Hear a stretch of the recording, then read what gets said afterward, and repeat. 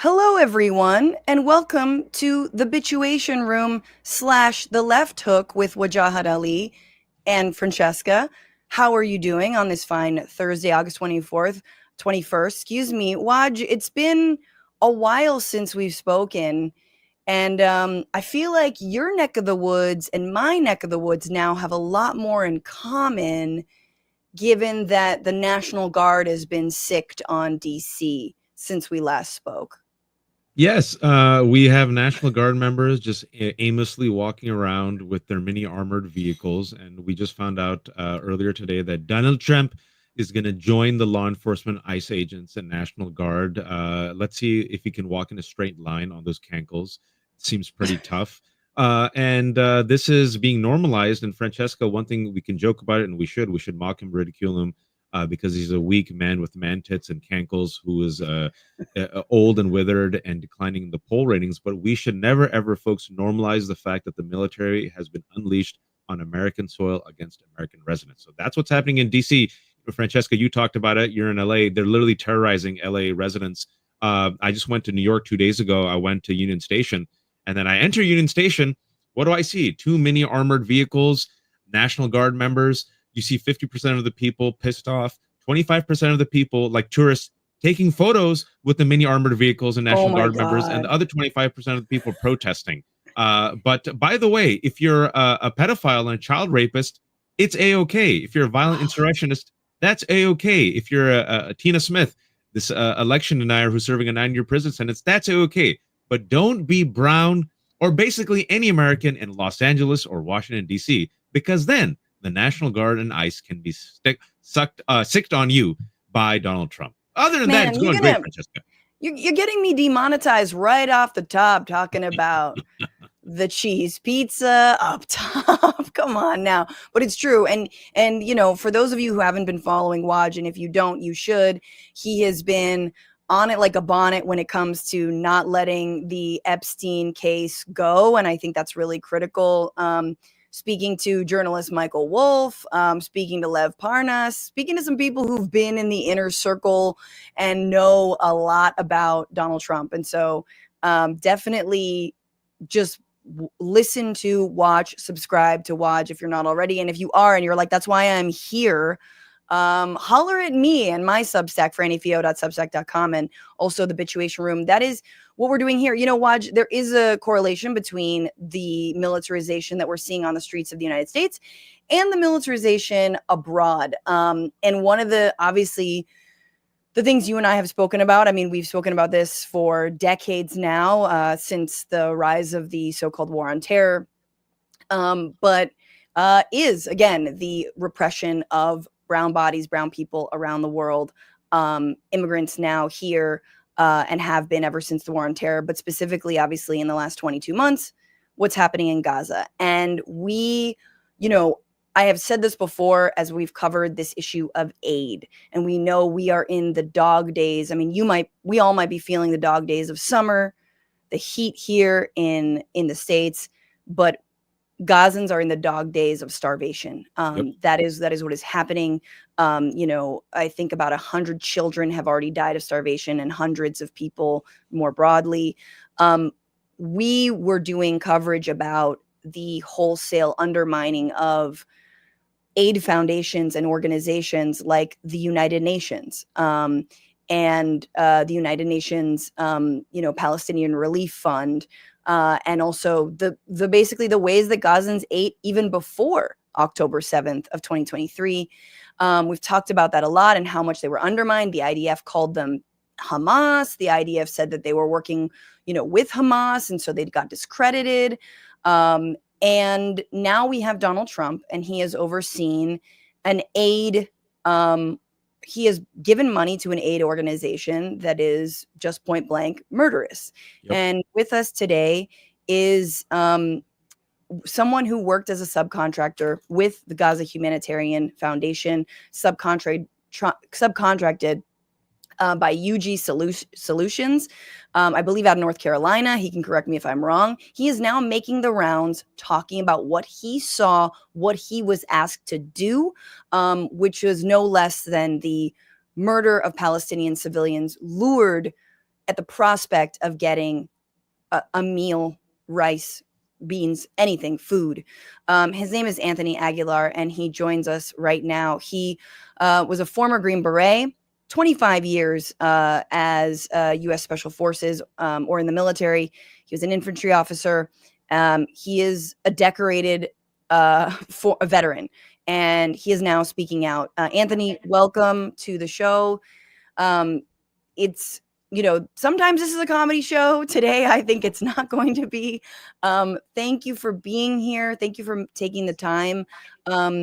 You're making the rounds, talking about what you saw as a contractor there in Gaza. Can you just tell us why you even signed up? Like, what brought you to Gaza in the first place? Well, first of all, thank you for allowing me to join you. It's an honor. And I recently retired from the military, and I was not looking for a job. I was not looking for contract work. I was not looking for my midlife crisis excitement. I was content in retirement life. UG Solutions, the entity responsible for the security under GHF, called me on May 13th and asked if I would be interested in joining them in this job. They were specifically looking for recruits or potential employees that had a background in special operations, that had recently retired or recently gotten out of service. So that's why I got the call from them. I had recently retired and had my career was in special operations. So that's why I got the call. And to be honest, when I first got called, I was not impressed by the pitch, if you will, in terms of going to work for them in Gaza. But what compelled me and what really pulled me was the mission, the feeding people. I had been keeping up with the news in terms of the United Nations being blocked from going into Gaza, and the United Nations and UNRWA being dismantled or undermined and not being in Gaza.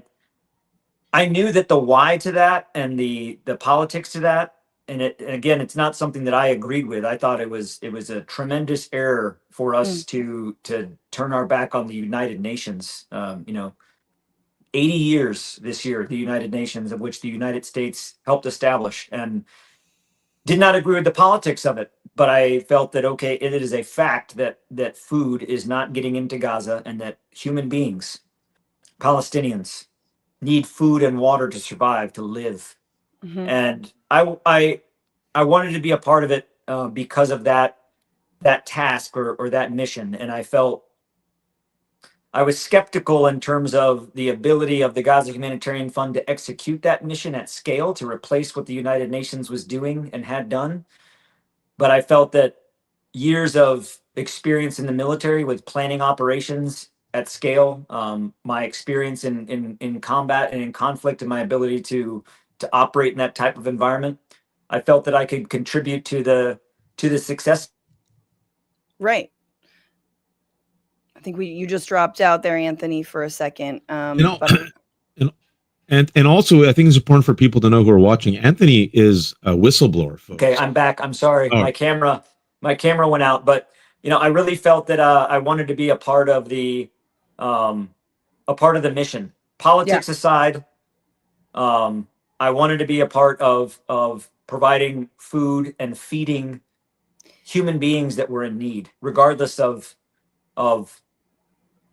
who, but human beings. And bottom line is, when we look at Gaza Palestinians, that's who they are. They're not Hamas. They're not this a people that we can just shun and see as and dehumanize them. They're people. And to anybody that goes there and sees them face to face, you can't turn away from it. There's not a sum of money or a principle of power in this world that could lead me to turn my back on what I've seen. But I think that's what's so incredible about you speaking out. And Waj was just saying, you know, I know you said you don't call yourself a whistleblower, but something compelled you to speak out. And after 25 years of serving in the United States military with the kind of experience that you just laid out and discussed, which is part of what compelled you, like, hey, maybe I can help. Maybe this is something that I could legitimately help start and set up. You then saw things that have caused you to speak out, to resign from obviously being a subcontractor. What did you see, and what was so radically different from what you had seen in your 25 years of working in the US military? First, I would say just the sheer scale of destruction and annihilation. And again, what I would like to remind people of in terms of my comparative lens, what I have to contrast that with is not playing Call of Duty at home or sitting on the couch watching war movies. Baghdad, Fallujah, Sadr City, Mosul, Anbar Province, Raqqa, Syria, Baghuz Fakhani, Syria, Deir ez-Zor, all over Afghanistan. Yeah. I've seen destruction at scale, and never in all of my deployments in all the places that I've been, from high intensity conflict to low intensity conflict to small wars in between, I have never witnessed the amount of destruction and sheer annihilation and indiscriminate punishment that I witnessed in Gaza. From the minute I drove through the gate and saw what I saw to the day that I left and could no longer be a part of what was going on, that it's at a scale that the world has not seen. And Yeah. people think that World War II, that Dresden and the Allied bombing campaign was horrific. You've seen nothing yet. Yeah. And what I say is that last night, through now it's ongoing through today and will go until it ends, Operation Gideon's Chariots 2, the offensive into Gaza City. Operation Gideon's Chariots started in the south to clear the central part of Gaza, and it's now they've crossed the Netzarim, like crossing the Rubicon. There's no way back. The IDF on the ground have crossed the Netzarim corridor into Gaza City, and the clearing of Gaza City begins. Yeah. So Yep. too does the day of reckoning, because Gaza City has been shut off from the world for months. No food going in, nobody coming out, nobody going in. The eyes of the world destroyed and killed from the reporters that were in there reporting from Gaza are now mostly dead. The world is going to see the truth, and it is going to bring the world to its knees. Mark my words. The level of death and destruction and just the apocalypse of what Gaza has become is going to bring the world to its knees. And I have said this for weeks now, and I will say it again to the United States and to those that are still on the fence.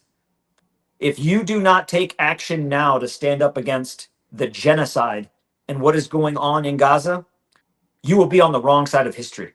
Right now, the United States is on the wrong side of history. And if we are trusting people like Huckabee and Witkoff or Johnny Moore to be our moral compass and our guiding light, shame on us. Shame on us.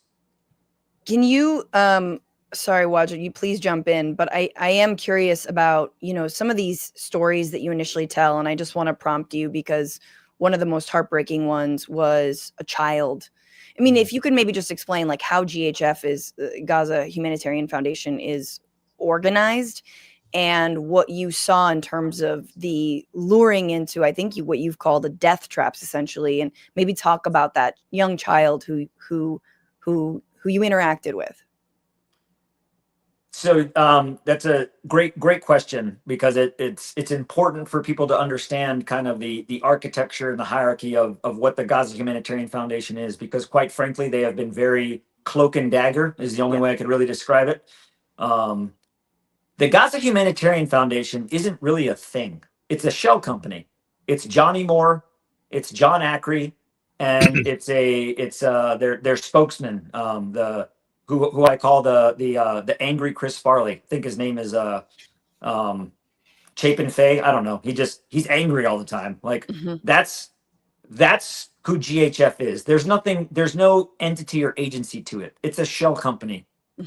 Underneath the Gaza Humanitarian Foundation, that claims to be a nonprofit, you have Safe Reach Solutions and UG Solutions, both of which are for-profit, money-making contract companies. They're not there distributing humanitarian aid out of the goodness of their heart for world peace and humanity. They are making money doing it. So think about the motivation behind that.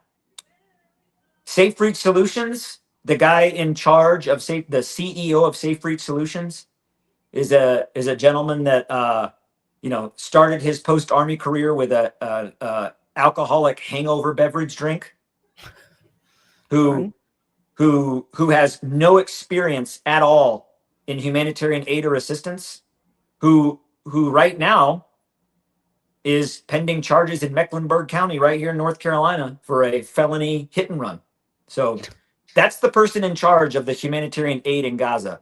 The person that this person put in charge of the contract, the man on the ground that is responsible for the execution of $30 million of USD and the $30 million matched by their donors, $60 million wallet this guy's got, is a chapter president of the Infidels Motorcycle Club, who was disbarred and separated from the military or under conditions of separation because he committed fraud and conspiracy of embezzlement against the United States government, disbarred from government contracting. This is the man we have in charge, a man that calls himself an infidel, who calls for the elimination of all Muslims. Is this are we talking? How far are we talking? Who are you? Are you mentioning? Is that Johnny Moore? Or so I'll start at the bottom. The guy in charge of the contract in Gaza is a man named Johnny Mulford. When he got out of the army, he started himself a charter fishing boat business and a motorcycle club. So that's who's in charge of security and humanitarian assistance in Gaza. Above UG Solutions, Jameson Giovanni is a company called Safe Reach Solutions. The man that runs Safe Reach Solutions is a retired CIA Special Activities Division branch chief. No humanitarian aid history, no State Department work history, a CIA agent. That's who's running Safe Reach Solutions. And then you have the Gaza Humanitarian Foundation, not run by a humanitarian, run by someone that has deep knowledge and cultural experience in this part of the world or what people need to survive. I mean, hell, we're distributing water and we're not giving them any food. You don't have to be a PhD in nutrition to realize that you have to deliver food or water. Yeah. So, Johnny Moore, career-long evangelical, evangelist. That's his background and his history. And so they're grifters and Islamophobes, just like Pete Hegseth. I mean, let's keep it real. Yeah. That's what I'm saying. It's like the Trump administration. These people would belong in the Trump administration. They're fraudsters. They're completely unqualified. They're white Christian nationalists. Pete Hegseth, I don't know if you saw, Anthony, last week, promoted the Church of Christ. He's a congregant of the Church of Christ, an extremist organization that believes they should repeal the 19th Amendment. Women should be back in the kitchen. They should use force. And they're white Christian nationalists. And Pete Hegseth also, Francesca, I don't know if you saw, he has a tattoo. On one of his many tattoos is Kafir.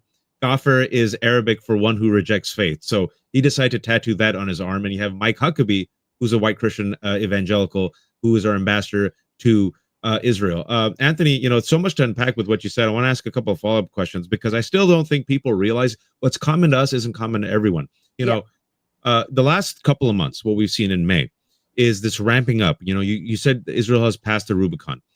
Israel has killed more than 1,200 Palestinians who have gathered at these food aid distribution sites. And Haaretz, quoting IDF soldiers, said that the IDF soldiers were commanded by their superiors to fire at these starving, unarmed civilians who had gathered at these sites. And the IDF soldier had called it a killing field. Now, can you break down for us, because we got, last time I checked, there were 4 food aid distribution sites. Now there are apparently 3. Talk to us about what happens at these food aid distribution sites, right? So you got these food aid distribution sites. GHF says, hey, we got food aid for you starving Palestinians. They go, okay. Then they go to the food aid distribution sites. What happens next? I mean, you hit the nail on the head in terms of asking that question, because that is very important for people to understand.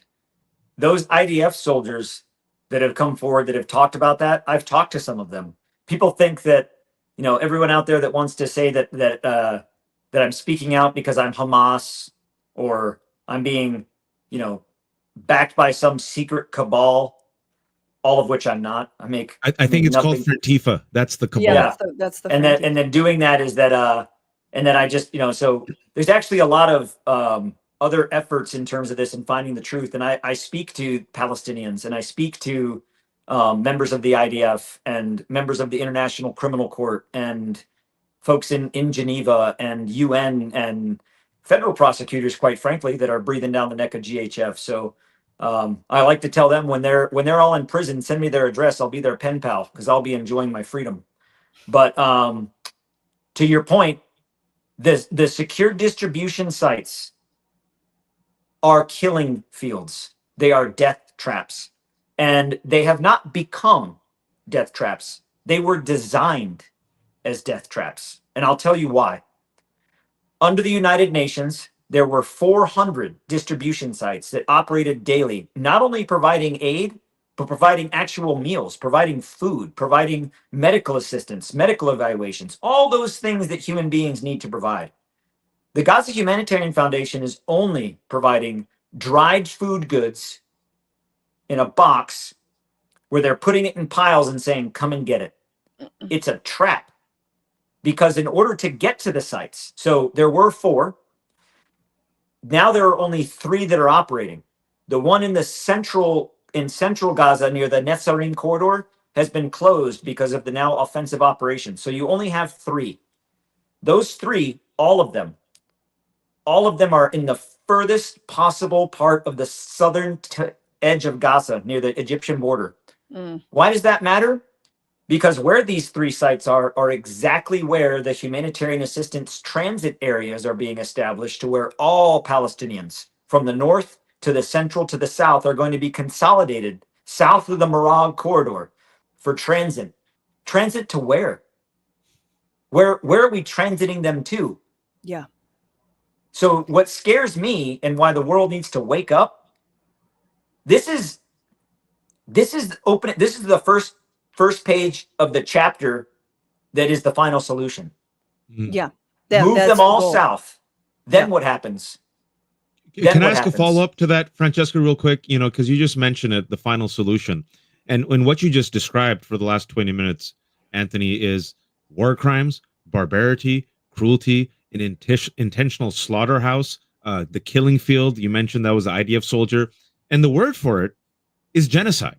And that's the word that Israeli American scholar on genocide and Holocaust has come out and said he says it's a genocide. You've seen Doctors Without Borders, you've seen Human Rights Watch, you've seen Amnesty International, you've seen B'Tselem, which is an Israeli human rights organization, called a genocide. Francesca and I have used that word, genocide. And yet you still see a hesitation in democratic circles, in establishment circles, from using that word. And, I interviewed Omar Bertov recently, and I asked him last week, why is it so important to name a thing for what it is? And he says, first and foremost, words matter. You have to describe the reality that this is a genocide. But secondly, by using the word genocide, he said it triggers the obligation of the United States and European countries to intervene, because we are part of the Convention Against Genocide. I don't want to put words in your mouth, but what you described to me, sir, sounds like a genocide. I've already used that description. It is a genocide. Without a doubt. By definition and in practice, it is genocide. And what I have to say to the world and to U.S. leaders, don't look away. Don't ignore it. Don't look away because you can't handle the truth. It is a genocide. We, the United States, is complicit in the process, in the deliberate plan to starve and kill an entire population of people, and to say that, every Palestinian is Hamas. Shame on you. To Ambassador Huckabee, who says that there's no starvation going on in Gaza and that people aren't being killed, shame on you. I don't know how you sleep at night. Regardless of where you fall on the political or religious spectrum, This is about humanity. This isn't about politics. This isn't about what your faith is. This is humanity. This is not about, that well, they're all Hamas. They aren't. They that is such, excuse my language, such bullshit. Yep. And for people to say, oh, they're all Hamas, so therefore, hey, we're going to kill them all. Shame on you. You've never seen war. To all these people that are talking about what war is, they've never seen it. Mike Huckabee has never put on a ruck and a rifle and gone in to fight the enemy. I have. And war is ugly. And what we're doing in Gaza is beyond war. It is a genocide. And I will say that unequivocally. Right now, it is a genocide. And the United States, we are turning the handle on the gas chamber. That's our role. We are turning the handle. That's our role. We can't say that we're not involved. We can't say that we don't have a part in it. Hell, we're helping them pay for it. Can I ask set you, aside from the military operation. Mhm. Set that aside. I'm talking about surely from the humanitarian issue. We're complicit in what's going on. I just want to follow up with because you are one person. You've been making as many rounds as possible, talking about what you saw, what you did, the absurdity. I also think, I've been watching interviews with you, and I think the absurdity of some of the things that you were asked to do, and the things that you saw, ordering Domino's pizza for the staff there, the contractors, when, you're giving, dried goods to the, the Palestinians. And again, the child that came up to you that thanked you, who was then actually gunned down moments later. I want to ask you about the other people who were with you. What kinds, you talked about who's in charge, but what other kinds of people, whether they be IDF soldiers or, fellow contractors, did you notice the same kind of unhinged, unaccountable, maybe, Islamophobic, cruel tendencies within those folks, and maybe some of the people who even opened fire? Like, who did you, without naming names, like, what was sort of the culture of these organizations and of UG Solutions? Name names. The last part of that, I lost. Just the culture. Oh, sorry. Just like, what was the culture of it in terms of, demonizing? I remember you were talking about families who were just like, they were like, oh, we want them to get down from the fence, so we're going to open fire on them because we're trying to get them down from a fence. Those kinds of things. Like, who were the people you were working alongside? So the vast majority of the UG Solutions contractors that I worked with are veterans and people that I hadn't necessarily worked with directly before, but I almost felt like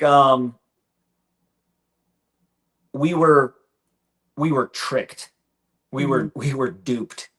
Because like myself, there were a lot of these contractors that they went to do good. Most of us, it's not about the money. Most of us, retired, getting our VA, comfortable in life. It wasn't about the money. For those of us that have seen war and have felt like the fear and the stress of war, it wasn't for the excitement. Most of us, I think, we genuinely felt like we were going to be a part of something good, to be a part of something right. And we were duped. We were lied to. And the culture, looking at the from the Israeli Defense Forces, again, I think there are some in the Israeli Defense Force that have conscience, and they're coming forward. They're coming out of Gaza and they're saying like, hey, there's some bad things going on. The suicide rate amongst the IDF has skyrocketed because of what they've seen. That's their conscience digging at them. That's not from necessarily what they've seen, though, although what they've seen is horrific.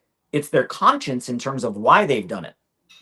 What they're doing. And Anthony, that point you just made, that's actually been a kind of underreported story for several years now, ever since they have occupied, or rather reoccupied, Gaza, and also the involvement of the IDF in the just horrific occupation of Hebron. If anyone has ever gone there, if you see, it's like the heart of darkness. Mm. It's tearing apart Israeli society, right? And Yes. you've mentioned this about you've been open and vocal. I've been following your interviews for a while. I'm so happy Francesca got you, and I'm so happy Francesca invited me to speak with you.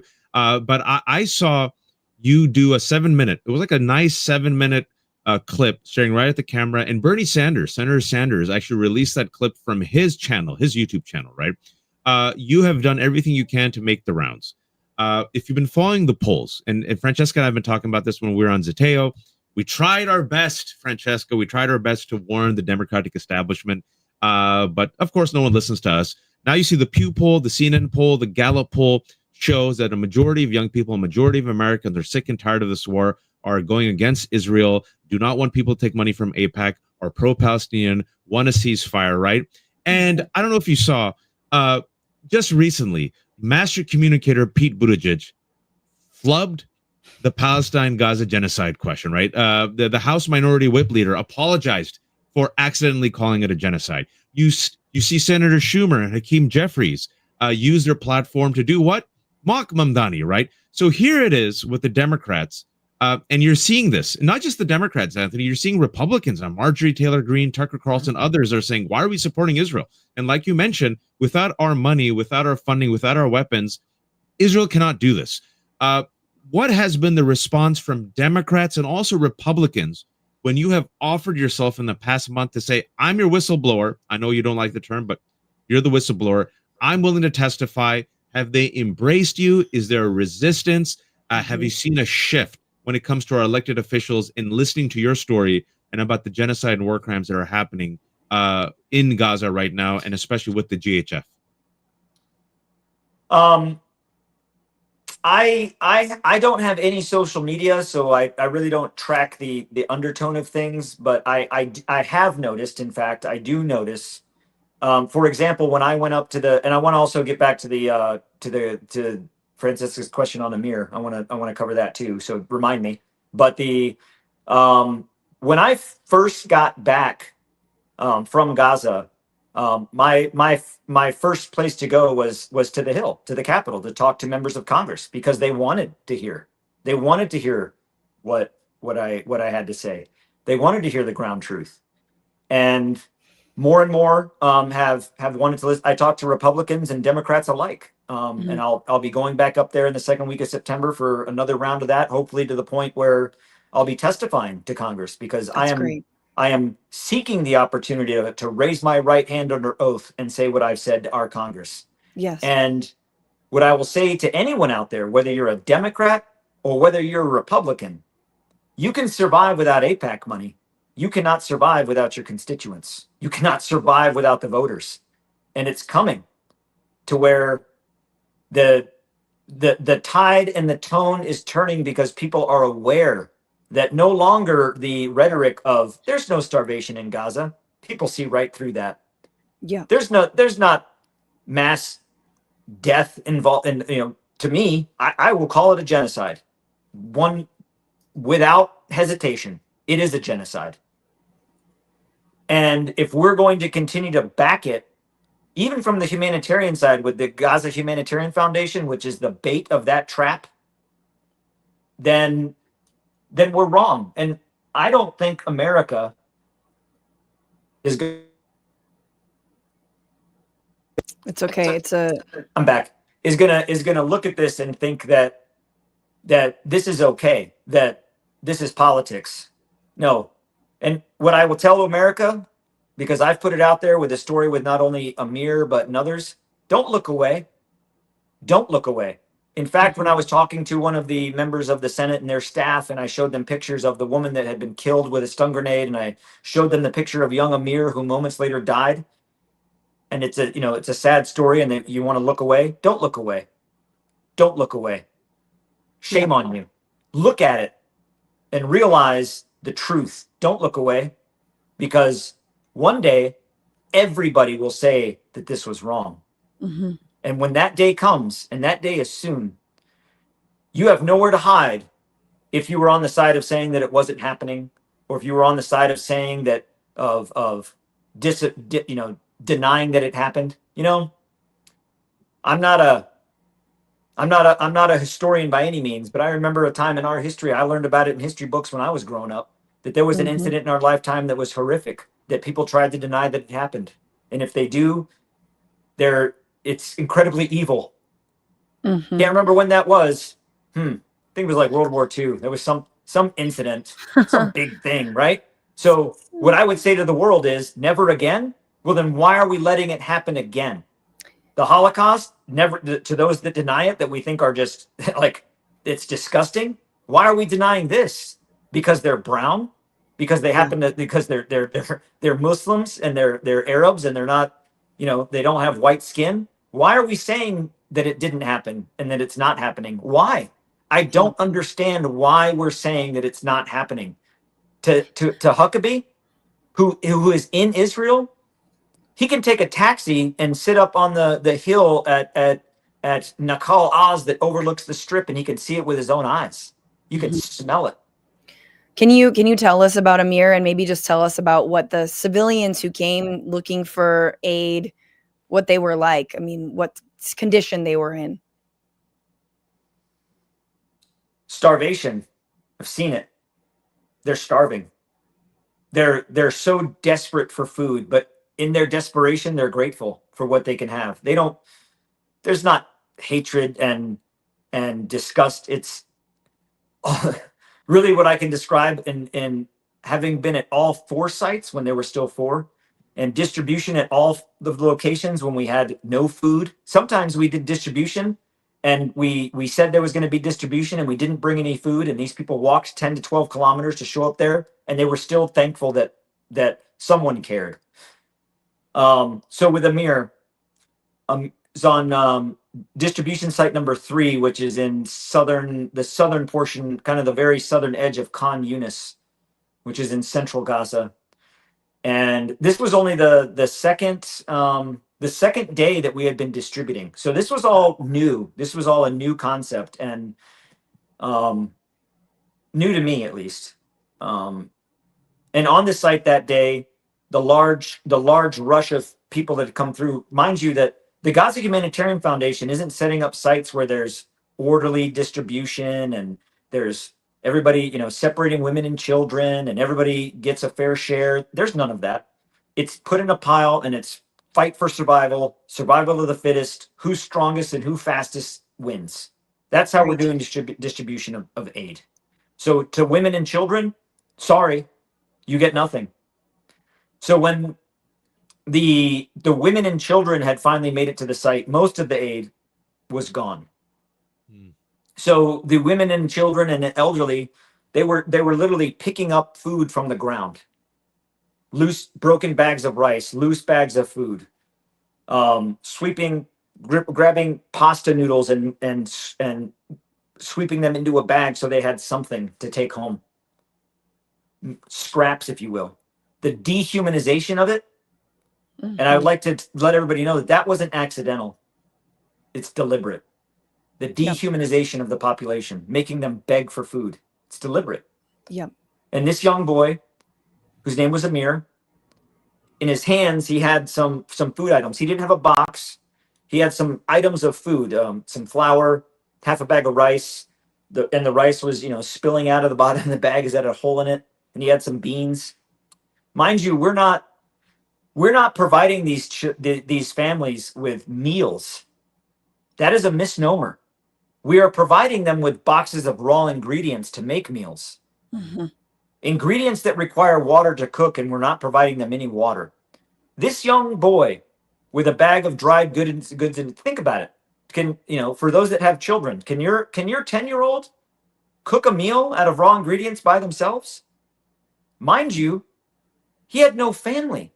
He had no parents with him. His father had been killed in an airstrike. He had no family. He was alone. He had been separated from his family because of the massing of thousands of people for them to be able to come to one of our sites. He was separated from his family or from anybody that had, responsibility with him. But he walked up to myself and another contractor.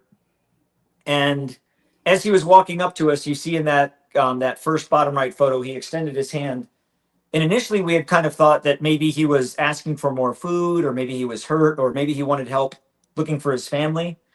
And when he walked up to us and he extended his hand, this contractor standing next to me extended his hand, and this young boy Amir, he kissed his hand and held it to his head and said shukran, or thank you. And that gesture in Arab culture is very significant in terms of respect and gratitude. It's a very respectful gesture. He was thanking us. He was thanking us for the scraps of food that he had.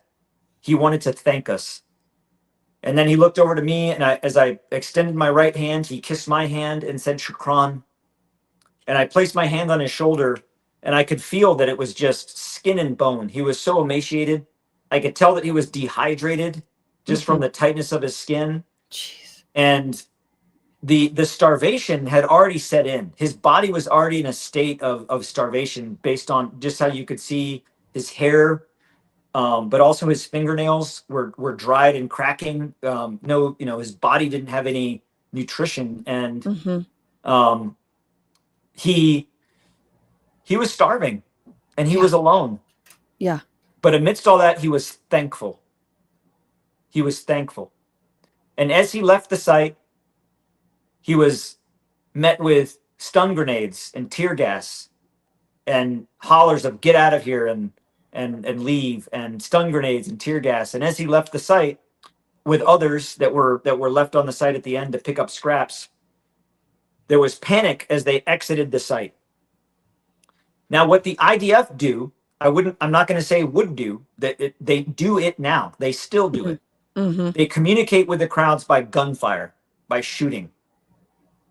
So as the crowd was leaving the site to the north, to the Marag corridor to head west towards the coast, which is the only way they could move in the enclave is through these militarized corridors. The IDF would shoot at the intersection to get to communicate to the Palestinians to go left, don't come right, go left. Right. And as they're shooting with what's called a coaxial machine gun. It's a machine gun that's mounted to a tank. And it only has one setting, and that's fully automatic. And it shoots a 7.62 millimeter bullet, which when it hits, it kills. It kills in a horrific way. And as they were shooting at the intersection, and this last group of the Palestinians were leaving out of the exit, there's a berm that obscures the view of the IDF's position to the exit, but they can see the intersection, so they're firing at the intersection. This last group, so they're firing blind. Panic. Go ahead. Yes. They're firing kind of blind, you're saying? Yeah, people say warning shots and things like that. I am not a believer in warning shots. In the United States Army and combat arms and the infantry, we don't do warning shots. Either you're shooting or you're not. If there's not a threat, and that's posing not a threat, you don't use bullets to communicate or warn people. Yeah. But that's what the IDF do, warning shots, as they say. But when you're firing warning shots in a way where you have thousands of people, ricochets or bullets going over someone's head are hitting someone else. You think, like, here's this crowd, I'm shooting over their head. Well, you're shooting into the crowd that's right down the road. Yeah. So warning shots in this environment are unjustified. You might as well just be shooting. And can we remind everyone, that these are unarmed, starving Palestinians? That's right. Who have gathered at these now just 3 remaining food aid distribution sites, essentially begging for scraps, not even like real meals that people eat, but that's all they have. And then these people pose no threat.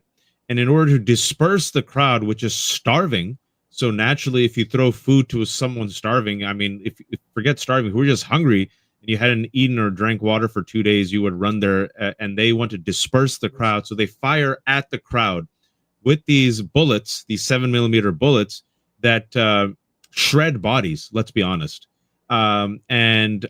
These types of crimes that are committed, I mean, just the numbers, folks, 62,000 Palestinians have been killed in the past 22 months. That's an undercount. Lancet, the medical journal, says that's a 40% undercount. 150,000 people injured.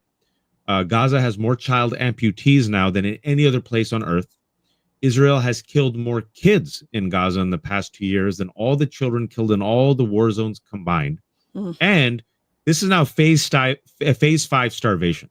So for those who don't know, phase 5 starvation, as Francesca said at the beginning, now we have at least more than 100 children who have died from starvation. It's Israeli man-made starvation. It's a choice. Yes. Phase 5, once you get to phase 5 starvation, as Anthony said, the body starts to atrophy. You're looking at long-term damage even if you do survive. And you keep mentioning the dehumanization, right? And I think that's key to this, Anthony. I remember last month when you started speaking, there was something that you said just stuck with me in some of these interviews, and I want to make sure I don't misquote you. But you said, you fought in Afghanistan, you fought in Iraq, you fought against ISIS, you fought against Taliban, and what the IDF was doing was worse than what the Taliban was doing and ISIS was doing, and that made the hair on my neck stand up. I want to make sure that I'm not misquoting you. Waj, before we move on to that question, because I want to go there, but I just want to, Tracy, Ava, and others are asking, and I think there's a presumption we know what happened, but what happened with Amir? I didn't see the Tracy. Thank you. So as the crowd on site 3, the last bit of the crowd was being pushed off the site in panic. I don't care who you are.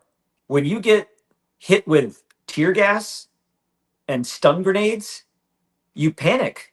Yeah. If you're a small child or someone that's never been exposed to this, of course it's going to induce panic. And they're running off of the site. And the machine gun fire from the IDF was being fired consistently at the intersection to get people to, hey, go left, don't come right.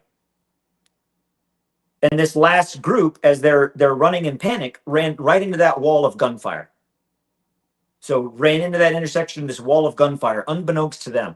You can't see these bullets going through the air, So as they're running into this gunfire, you see people immediately, the crowd that was already on the road, the Murad corridor that was being pushed west, was already in panic, already on the sides of the roads in cover, down in dunes and taking cover.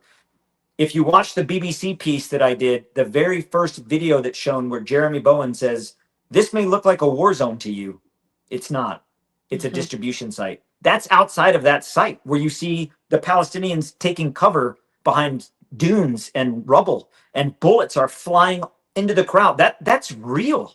That's what this looks like. So as this last group is running and they run into this hail of gunfire, immediately bodies start to drop. People are shot. People are falling to the ground. People are running and crawling away. People are grabbing other people that have been shot and dragging them. And amongst them that fell to the ground and weren't moving was Amir, a 10-year-old boy. And to this day, and I will say, I usually don't, the naysayers and the people that want to discredit me, fine, bring it. I don't care. But to the Daily Wire that tried to discredit that story by saying, oh, look, we talked to his mom and this and that. What I would say, no one has seen Amir since the 28th of May. No one has found his body. No one has seen him alive. I know what happened to Amir. Amir is dead. And he died because of hatred and negligence and dehumanization. The dehumanization is part of the operation. Psychological operations are part of a military operation. To dehumanize the population is part of that conditioning that killing them doesn't matter. Well, this is, I think, really important to Waj's question, and it's something that we've seen is a pattern with the Trump administration, because you, as someone who served 25 years, deployed to Iraq, you talked about Syria, there are people who, when they were working with the United States military, whether they be a contractor or with the army itself, when they behaved in this murderous way, were sanctioned, were obviously removed.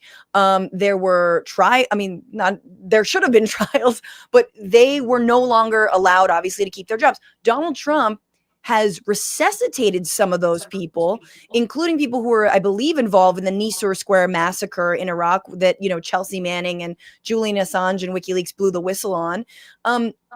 these are the people who are being elevated. But I guess I wanted to ask you, because as someone who was against the war in Iraq, as someone who didn't want to see people like yourself even there, because I thought it was a war for blood and treasure and, you know, for private contractors more broadly, and Dick Cheney and all that, there is a marked difference between the way that you interacted in Iraq and the way that the IDF is interacting in Gaza. And I want to ask you, what is that difference? What did it look like? How did you deal with civilians and, you know, who needed medical aid or who needed food, or, you know, and how was there a clear separation between militants and civilians, whereas with the IDF, there is clearly none? If you could explain.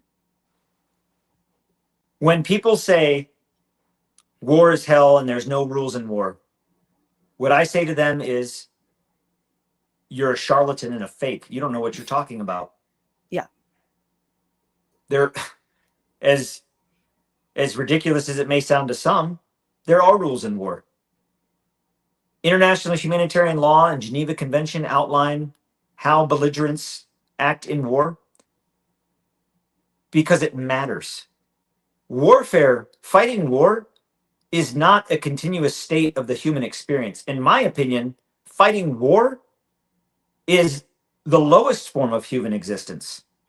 War is, we can't get along, we can't agree, let's kill each other. I want this, I can't have it. You want that, you can't have it. I say do this, you say do that. We can't agree, let's go to war. Let's kill each other. And yes, that happens throughout history. Almost to the point where it is the condition of humankind, I would say. It doesn't make it right. It doesn't mean that that's what we should strive to. When we get to a point as human beings where we can't agree, so we say, let's kill each other, that's not the station in life that we should be trying to achieve. That's the lowest form of life. So that form of life has rules to where we're going to have to kill each other because we don't agree on something. But there's going to be rules. We're not going to, we're not going to be assholes about it. When you start killing women and children and targeting the civilian population, you step over the line of which, from the days of Jericho, that the civilian population, the unarmed, the innocent, should be safeguarded and protected at all costs. But even to that point, in the fight against ISIS, March 23rd, 2018, March 23rd of 2019, I know the date because I was there. When ISIS was defeated, the caliphate within Syria was defeated. And those remaining ISIS fighters that surrendered, and they came out of the caves of Baghouz Fagani with their hands held, the Syrian Democratic Forces had been fighting for days. And they came out with their hands up. What do you think we did? The military that was there, when they came out with their hands up, what do you think we did? If you ask some of these charlatans and fakes that have never been to war and have seen it, shoot them, kill them. No. We gave them water. We gave them food. We attended to their medical needs. We gave them safe passage and safeguard up to Al Hall, where the indisplaced persons camp was, for further processing to the prison. They got taken care of because that's humanity, because that's what the Geneva Convention obligates. We are treating the Palestinians in Gaza worse than we treated ISIS that surrendered. We're treating the Palestinian people worse than we treated surrendering ISIS fighters. We're not giving them water. We're giving them just enough food to make it look like on the world stage that we're feeding them, but we're not. Yeah. Thank you. It's sickening. I mean, I've said this for a long time, which is Israelis and the IDF should really stop calling it war, because if you call it war, there are rules of engagement and you have to abide by international law. But again, Israel is not very good at doing that even before October 7th of 2023. I guess I just want to say I'm really astounded by your speaking out, because I also think, you know, it is very clear that you're someone who didn't have an agenda going into what you did, you know, and I think just the reality on the ground has moved you to the place that you are. And so many of, I mean, I've a long time activist, so if someone was like, you've always been for Palestinians, you know, I'd be like, yeah, I have been, honestly. Like, I do have an agenda. It's, you know, free Palestine. I've always had that agenda. But you are someone, and I think a lot of people who've been politicized since October 7th, and seeing this genocide unfold, have come to it kind of newly, right? Sort of, okay, what is going on? And as much as they learn about it and as they see these atrocities unfold, it is so clear who's holding all the power, who's holding the cards, who is doing the genocide, and why in the hell is the United States still funding this in any way, shape, or form. So that's what I appreciate about, I think there's a passion you have that can only be found from someone who is like, I've seen this with my own eyes. I have come to this tried to come to it in good faith, and that faith was destroyed by the things I witnessed and I was also told to participate in. Waj, do you have any final questions or thoughts? And please. No, I appreciate listening to you, Anthony, and appreciate your transparency and the fact that you are engaging with all sorts of media, especially independent media, and centering Palestinian lives and talking about how they're suffering and sharing the story of Amir and others. Because Palestinians, Arabs, Muslims, Black people, brown people have had to fight for centuries just to be seen as human beings in this country and in the world. And what we're witnessing right now is a genocide, and it has radicalized, at Francesca's point, it has radicalized in real time. Within the last 2 years, people who told me just 2 years ago, I'm a Zionist, and now they're like, I can't support Israel. Because there's something about seeing starving dead babies that people say enough is enough. My last question is this, Anthony, because you've alluded to it, and I want to bring it back full circle to give people some hope. You know, a lot of people say, well, what can we do? We can't do anything. Things are crazy in the Middle East, Francesca. Muslims and Jews hate each other from the beginning of time. All BS. Right. This is a political problem in search of a political solution. And the United States gives Israel billions of dollars in aid, in weapons, in tanks, in guns, and also diplomatic support. I remember, Anthony, that in the early 80s, when Israel was committing war crimes in Lebanon, Ronald Reagan was so horrified by what he saw on the television. He picked up the phone, called Israeli Prime Minister Begin, and told him to stop. 20 minutes later, a phone call came back and said, okay, ceasefire. To those people who say, well, what do you expect? What do you want the Democrats and Republicans to do? I give it to you. Can this end? If Donald Trump picks up the phone right now and says, Netanyahu, I'm sick and tired of the genocide. We're not going to send another dollar. We're not going to send U.S. weapons for you to commit this genocide. Can Israel continue this genocide without U.S. support and U.S. weapons? Can Israel continue what they're doing without U.S. support and U.S. weapons and U.S. ammunition? No, absolutely not. That is why, for example, why the Gaza Humanitarian Foundation is such a dangerous entity, because it puts Americans on the ground in Gaza, where Israel can just pull us by the ear. Old Uncle Sam's getting pulled by the ear right into their trap, dragging us in, because now we're complicit. And when the world turns and says, holy, that's wrong, you know what Israel's going to say? Well, they did it. They were here with us. They did it. And we're going to have no way out. What I would say to every American right now, your voice does matter. Every voice matters. Every voice matters. This isn't about politics. This is about humanity. This is about American values just as much as it is anything else. This is not America. This is not how America engages on the world stage.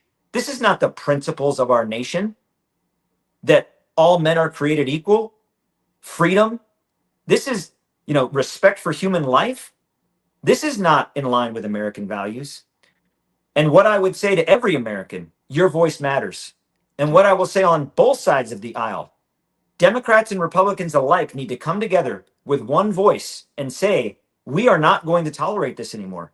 We will not spend another dime to fund it.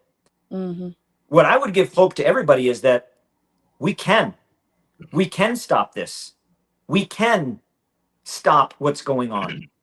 But we have to put politics aside on this and just say, how about we just collectively, as a nation, as a human race, as a world society, let's just agree on one thing. Let's not starve and slaughter women and children. Yeah. Can we agree to that? If we can agree to that, I think we can start moving in the right direction. Like, let's just start with that. The lowest bar. It means a lot that you are speaking out. I hope it feels like it means it. Like, I hope you know just how important your voice is.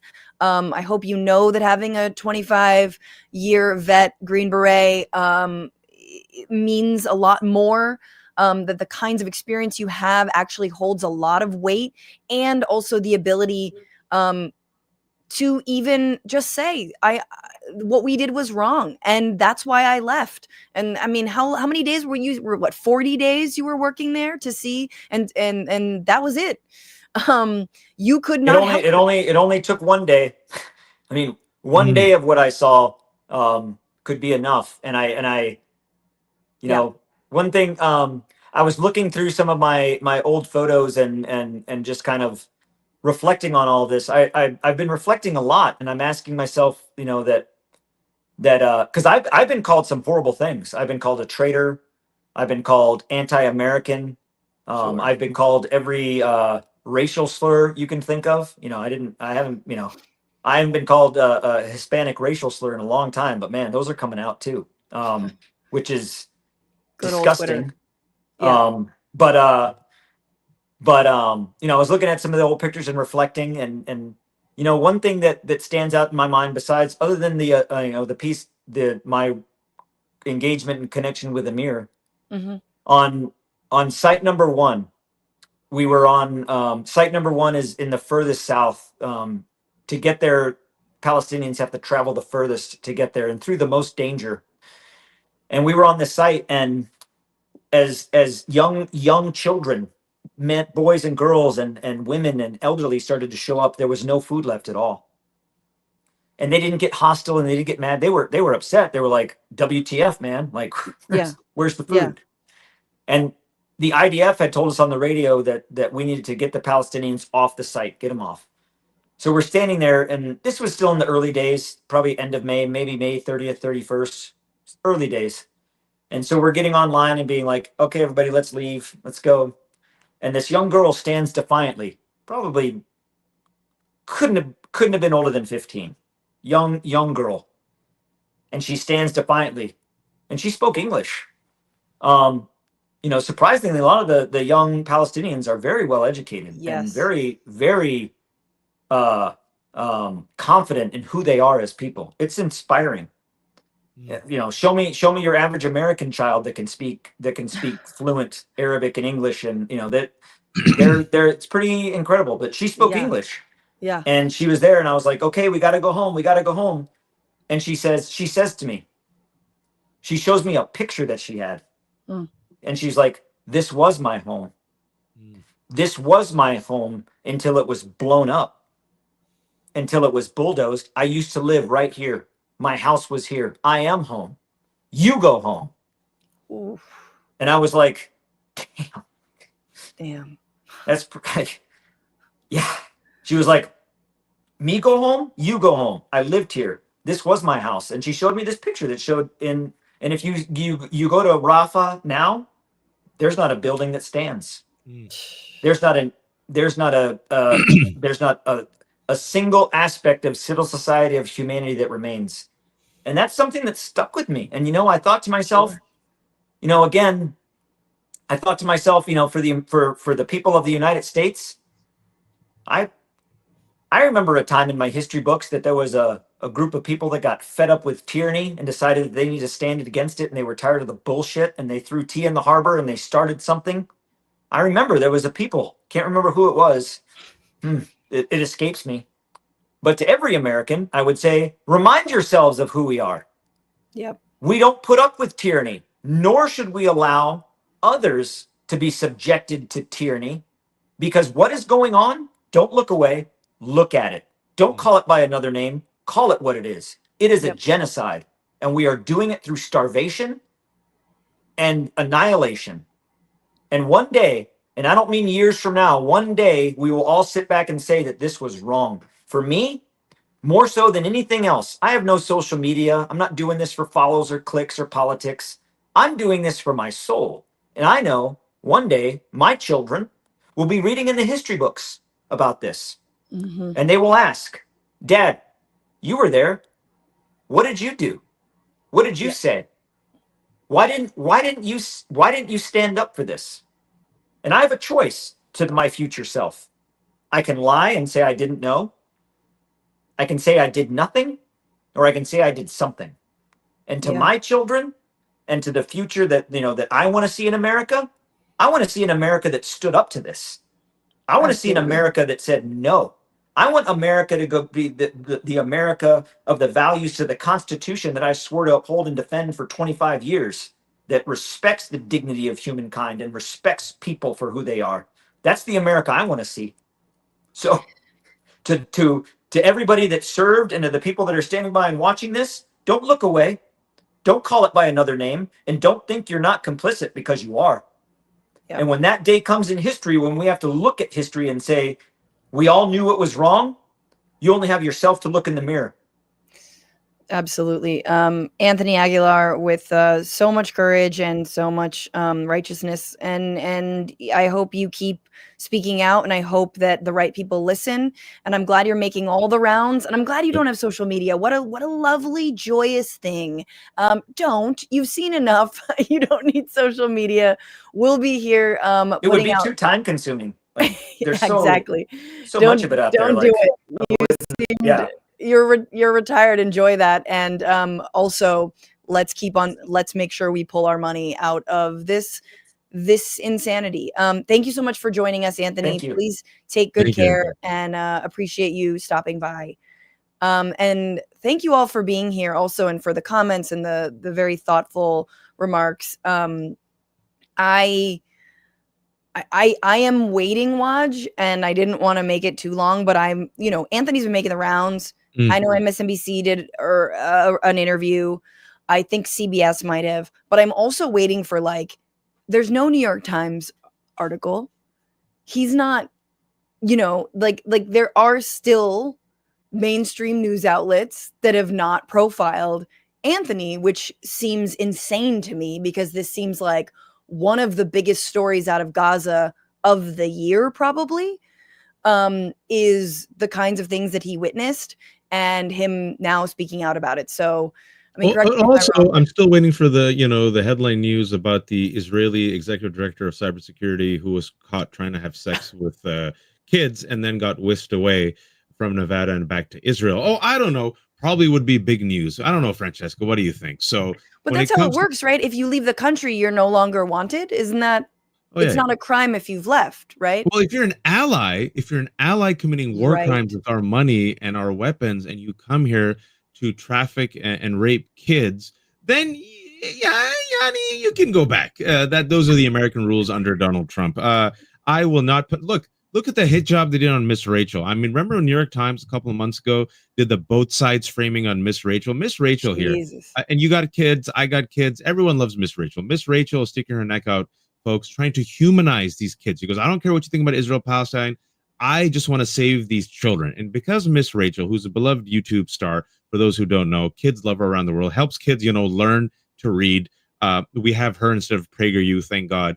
And she was, if you will, I will use the word radicalized by getting in contact and seeing with these Palestinian children. She saw an image, Francesca, of these two Palestinian kids in Gaza, rubble everywhere, watching her video, right? And she was like, I have to do something. And she has used her platform, and she has been bullied, and corporate media has done both sides smearing of her. So if even Miss Rachel can't get a fair treatment by the New York Times, I wouldn't hold my breath for Anthony. I mean, they uncritically quoted stopantisemitism.org. These are what are we doing here? And this is the other thing is I am very heartened in this week. We talked about on Tuesday, Gavin Newsom standing up for UCLA, even though he was part of calling the cops on students who were, camping out against genocide.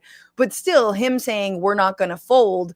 The reason I say that is because I'm like, you guys don't deserve liberalism. Like, you don't deserve, to call yourselves people who uphold human rights, the Constitution, truth, the rule of law, like all of the crap that you think you are, intellectualism. It's like, you don't really deserve that if you are like quoting these, absolute hack job organizations. I mean, same thing with GHF and with with these aid organizations. I mean, these are, the New York Times and others are the same ones who participated in that. I'm sorry, I totally fumbled the UNRWA, the United Nations Relief Works Agency for Palestine Refugees. You better apologize, Francesca. How dare you? I mean, just like UNRWA was completely discredited by the media, went hook, line, and sinker with the, hey, maybe these workers are Hamas. They were not.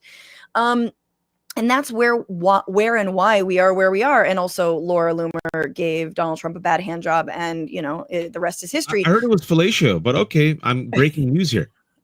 Someone said she swallowed. That's insider scoop. I can't even. I'm sorry. I apologize, America. But if I had to know that information, you have to know that information. Who even if that told image is you in that? my head, Why now it's in your head. Is this a Michael Wolff scoop? This is it. I hope he's not watching. There's some people there. But it's not only that, but look what happened with Democrats, folks. Look how the Democratic Party has shifted. Look how Americans have shifted. Look at how young people have shifted. Look at how Republicans are shifting. And just from this week, Francesca, it's Catherine Clark, representative from Massachusetts, House Minority Whip. Or a couple of days ago, folks, if you haven't followed the story, she accurately described Israel's actions as genocide. The pressure came, and then 2 days ago, you know what she said? I'm sorry, backtrack. This was this week. It's like, Francesca and I, when we're used to co-host America Unhinged on Zeteo, what we tried to tell the Democratic Party is your base says that they're against genocide. Your base has moved away. Your base is telling you that Kamala Harris should have shifted on this. And then the YouGov poll came out and said the number one reason why people stayed at home was Gaza, right? Not the only reason, the number one reason. Now it's even people have gone further radicalized, Francesca. And this week, you had Catherine Clark backtracking. I'm like, leave it to Democrats. She actually said the right thing, and instead of like embracing it, she goes, "Let me backtrack like Homer Simpson into the bush and become." Let's leave it to Democrats to when something is popular, and let's keep it 100, man. The Democrats have been leaving the anti-war lane wide open for decades, and the fact that I'm sorry, but the timeline was supposed to be Hillary Clinton won the 2008 nomination.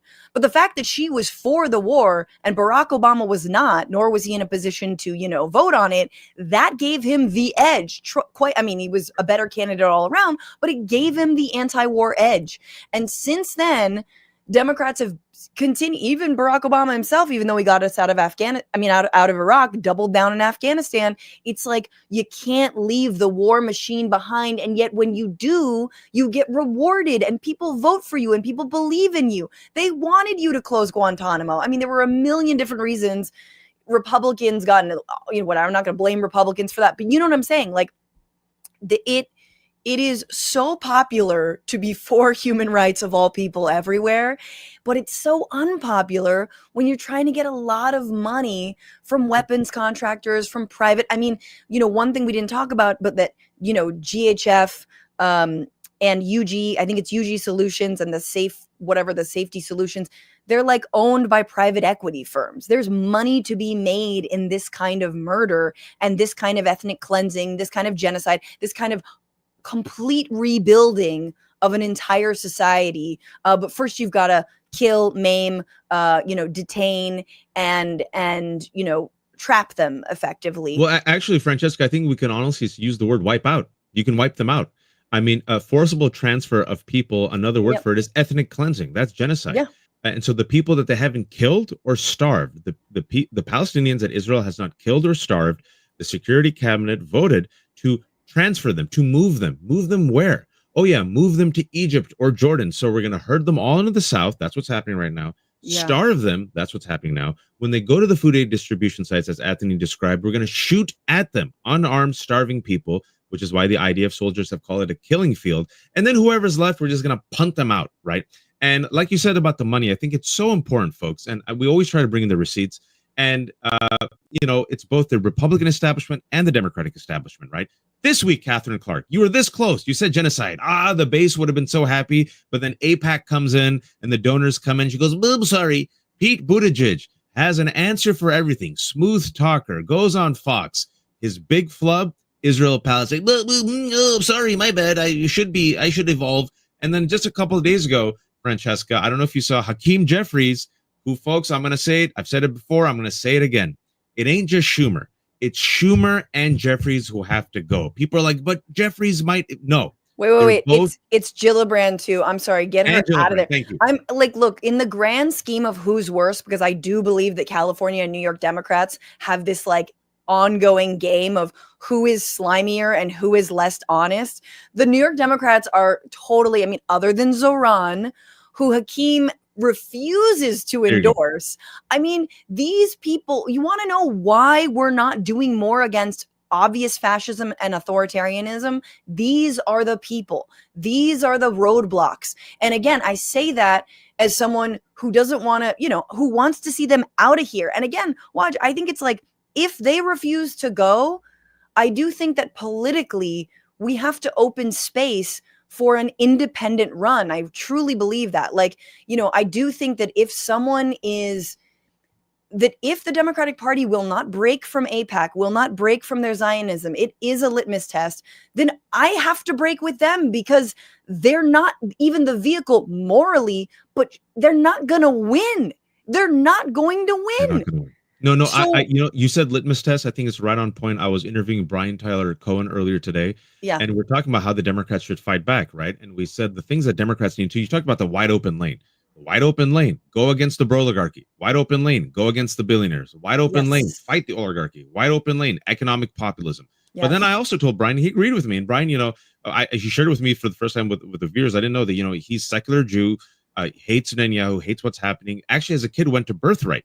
And then, for him, it's been like, and this is his words, how he's come to realization that Israel that he went to on a Birthright trip, totally different from the Israel that actually has always existed, right? But I told him, and he seemed to agree with me, that another litmus test for Democrats, and it's been proven now, folks, is Israel-Palestine. You can't punt it. You can't do both sides on it. If you want to win elections, if you want the base, if you want fundraising, Israel and Palestine, with a few other issues, has now become a litmus test issue for Democrats. We have seen a radicalization in 2 years that I never thought I'd seen in my life. I shared with you, Francesca, we got the gray hairs. I look much older than you, but I'm just a few years older than you because you have aged well. I've aged. Yeah, that's why when you said swallowed, I was like, ugh. So, but Dad, listen, what are you doing? I've never seen such a shift before. The one shift I saw was Obama term 1, Obama term 2 on gay marriage. Obama term 1, folks, for the young kids. The Democrats said, we like the gays, but gay marriage, ew. And then Obama term 2, they're like, gays, go get married. In the past 22 months, because of Israel's genocide, we've seen a radicalization on this issue globally, especially young people, especially Democrats. All the poll numbers have been showing you for the past year, not just the past 6 months, the past year. And still, Francesca, we still have the Democratic Party saying, we don't care. We're going to hold on to AIPAC no matter what. And then we're going to make Mamdani condemn slogans he's never condemned. And Hakeem Jeffries, when he gets on TV just a couple of days ago, he's going to say, well, Andrew Cuomo has a point on this issue against Mamdani. Jesus. This is what I'm saying. They don't want to win. They don't want to win. They don't want to win on the moral ground. They don't want to win on the numbers ground. They're not serious about tackling authoritarianism. I am so tired of this. Mamdani is a massive victory. It's hitting them in the face. It's a lifeline. Grab the lifeline. No. We must condemn the lifeline. And we must grab old rotting root that will help us climb 2 inches out of hell, and then we'll fall back into fucking hell. That is what the Democratic Party does. And that's why, look, the Newsom stuff, I think it's funny, whatever. The litmus test for me is for Newsom, he's a good fighter against the moment we're in, but what are you for? Newsom's There you go. always been terrible about what he's for. The guy was for Medicare for all when it comes to the state of California. Has he done it, people? No, he has not. He's absolutely not. In fact, he's openly backed away from that. Just like he backed away from LGBTQ plus rights with, trans athletes, which is important. It's minor, but it's indicative. Do you know what I mean? It's indicative of someone who doesn't really believe in anything. So where does Gavin Newsom stand on the whole taking AIPAC money or not taking AIPAC money? And the litmus test isn't, do you believe there should be a two-state solution? What should happen with the right of return? Should we? No. But none of that even matters. It is, do you believe we should fund the Israeli military, yes or no? And the answer has to be no. Do you believe we should accept money from a foreign lobby that is participating in the genocide of a people? The answer has to be no.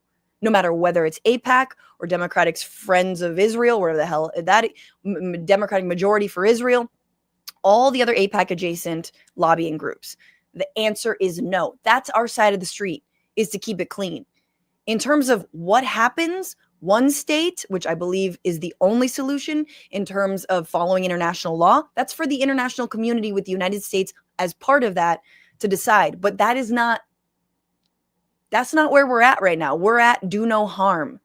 And we're doing the bar is so low it's in hell, Francesca. Yes. I think you said something really salient and important. What are you for?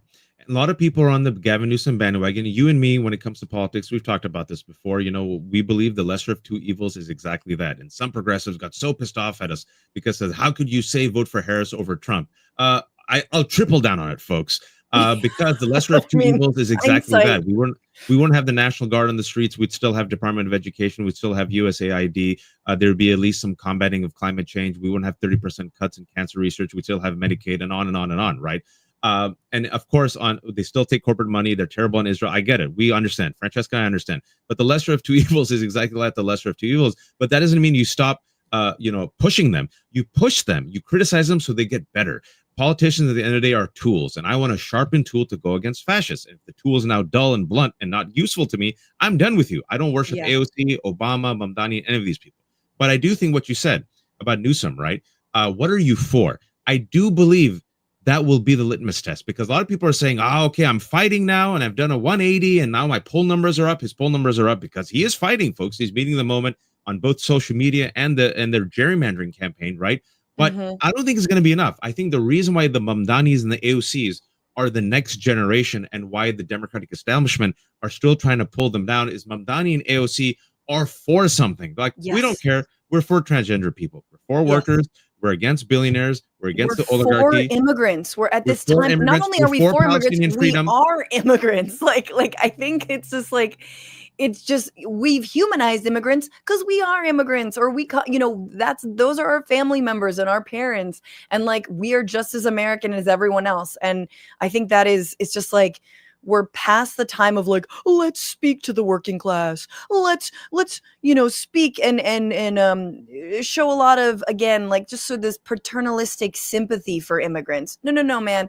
Let's they don't need sympathy. They need solidarity. Yep. They need support. They need, what are you going to do? Not how are you going to pander to the white centrists who, the 5 of them who flipped, to Biden in 2020. They call them Chet. I have this image of Chet drinking real coffee, wearing a MAGA hat and suspenders in a real cafe in central, like one of these central Midwestern states, like let's just say Ohio.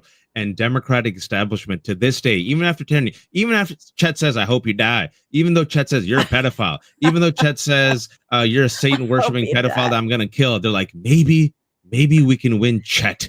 And I'm like, Chet is over you. Chet's not that into you. But I do think this is the litmus test, because with Gavin, folks, I will say this. I give credit where credit's due. We have to use the tools at our disposal. You have to incentivize it. So when Democrats see the poll numbers going with Gavin Newsom, they're like, oh, maybe we should fight. Maybe you should. When they see, oh, maybe we should troll and mock and ridicule Donald Trump. Maybe we should stop caring about white fake grievance and MAGA fake rage. Incentivize. However, I will say this about Gavin Newsom, folks. It's the same man who a couple of months ago saw where the wind was blowing.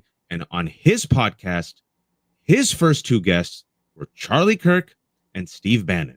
And he threw trans folks under the bus. And I'll also remind you, the Democrats saw where the wind was blowing. And like Francesca said, instead of fighting for immigrants, They're the ones who pushed Lake and Riley Act with their votes in the Senate and the House, right? So if a Gavin Newsom could all of a sudden switch, he can also switch back. So which is why I want you all to just, keep them honest, keep them real, and go for the fighters who actually believe in something. And I also think, the last point about the differences between, the duopoly and all that is Gavin Newsom cares about being popular. Yep.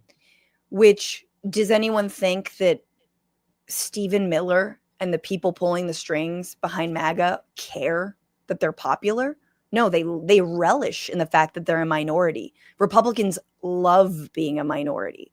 They love the fact that everybody hates this and they're doing it to us anyway, right? Whereas, and this is my argument to the left about why actually less evil is less evil, because there is more space to pull people, the people who talk out of both sides of their face, like the Newsoms, like the Harrises, to the right side, because when it becomes politically popular, they're like, no, we've A/B tested this and it is. And it's like, yeah, buddy, stop genocide. So anyway, California Dems won, New York Democrats -3, but +10 with Zoran.